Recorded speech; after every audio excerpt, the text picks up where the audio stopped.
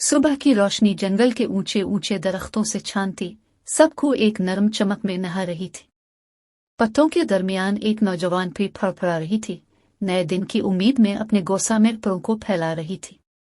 इसके बावजूद अमाया की बनफशी आंखें झुकी हुई थीं, क्योंकि जब इसके कबीले की दीगर परियां खुशी से अपने पर फैला रही थी, वो जानती थी कि जल्द ही इसे मलिका की खिदमत में अपने फ्राइज पर वापस आना चाहिए। हर सुबह एक जैसी होती थी, शाही ऐवानों को साफ करने के लिए सूरज से पहले बेदार होना, खाना तैयार करना और लातादाद दूसरे कामों को अंजाम देना।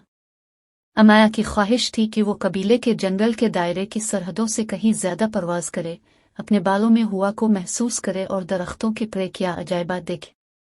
लेकिन मलिका ने किसी को भी अपनी सरहदों से बाहर अकेले जाने से मना किया, कहीं ऐसा न हो कि उन्हें मर्दों की दुनिया से खतरात का सामना करना पड़े। जैसे ही अमाया ने मलिका के फूलों के बिस्तरों से मुरझाई हुई पंखुड़ियों को उखाड़ फेंका, उसकी निगाहें शुमाल मगरिब की तरफ चली गई, जहां जंगल खत्म हुआ और खुले मैदानों का आगाज हुआ। इस धुंधले उफुक से आगे क्या है? तफ्तीश करने के लिए काफी बहादुर के लिए कौन सी मुहिम जोई का इंतजार था? अपने सुनहरी ताले को हमवार करते हुए अमाया ने अपने अज़्म को मजबूत किया। आज का दिन मुख्तलिफ होता।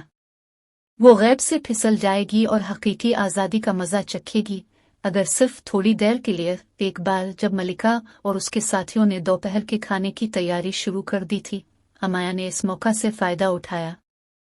सिर्फ बील और गिरीदार मेवे का एक थैला पकड़ने के लिए रुककर वो काई से ढके बलूत के पीछे चली गई और धूप के रंग के परों को लहराया।